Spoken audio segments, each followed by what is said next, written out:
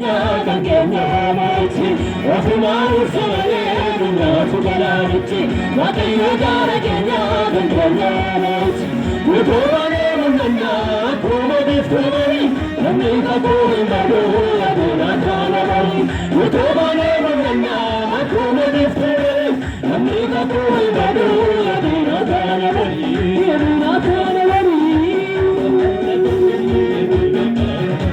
Matayu Gara Kenya, Utumio Tintin Bakana, Sankuranam Nepaya Kenya, but I have put up on solar tank.